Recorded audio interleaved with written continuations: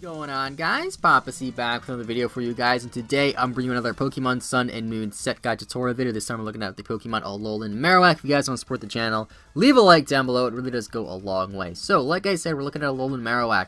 One of, the most used Pokemon to come out of this generation. I feel like this is on every team I use. I'm always like, man, Marowak is so good here. Whenever I play on VGC and I'm selecting my 4 Pokemon, I'm always like, man, Marowak matches up really nicely here. Marowak.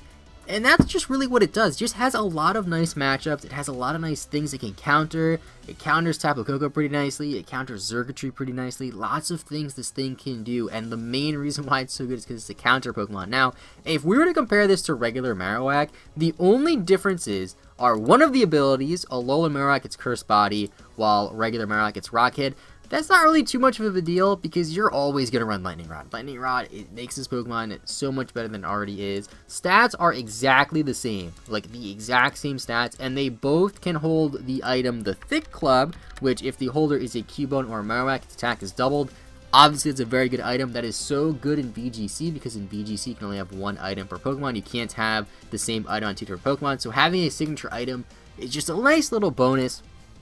And again, the only other difference is the moves from regular Marowak. This thing gets a lot of cool moves. Now, there is some discrepancy, because Marowak has some move tutor moves that can only learn in previous generations. So I don't believe it's possible for Alolan Marowak to get some of those moves even after Pokemon comes out.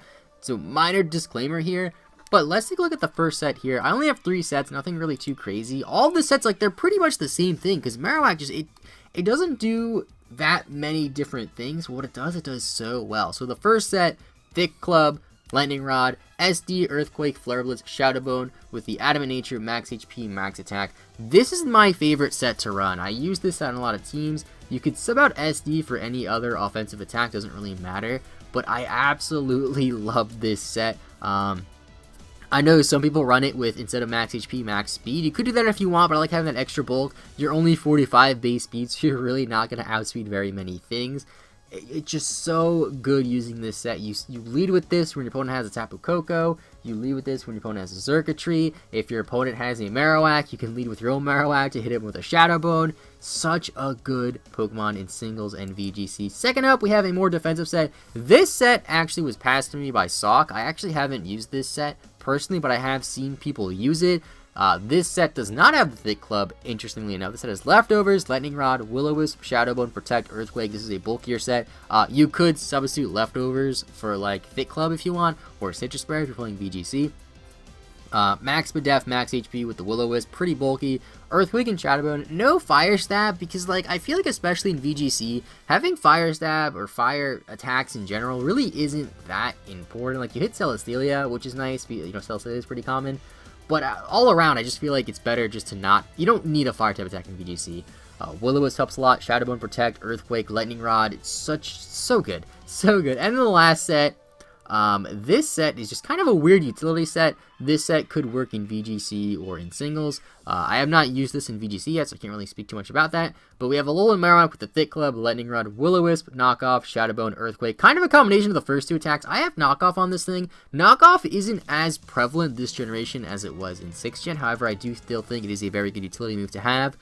Knock off some certain items, knock off your opponent's things, whatever. Will-O-Wisp, obviously always been a good utility move. Shadow Bone and Earthquake, because again, you could run a fire type attack if you really want to, but I feel like Earthquake is so good. Or Boomerang, actually, I forgot to mention that. Boomerang, you can run this over Earthquake if you want. It's really just personal preference. Only difference is they do the same amount of damage. However, Boomerang is only 90 accurate, but Boomerang, can break Focus Sashes, which Nikki Lego carries a lot, and it can break Mimikyu's Disguise. So you can argue that Boomerang is definitely better. I personally just like to run Earthquake because it can't miss. Boomerang also only targets one Pokemon, so in VGC that's something you want to keep in mind. But other than that, there's really not much else I can say about Alolan Marowak. I'm sure all of you guys have used it before. It's one of the best Pokemon to counter, I guess, in this generation. I can't, I know I sound like a broken record, but I absolutely love using this Pokemon, and I use it on like 90% of my teams. So that's it for Alolan Marowak. If you guys enjoyed the video, leave a like down below. Your support is greatly appreciated. Subscribe if you're new. If you guys have any Pokemon you want me to use in the future of this series, leave a comment down below. But please don't comment a Pokemon I've already used. There will be a playlist of all the videos I've made in the series, so check that in the description. Have a good rest of your day. I will see you next time, and bye-bye.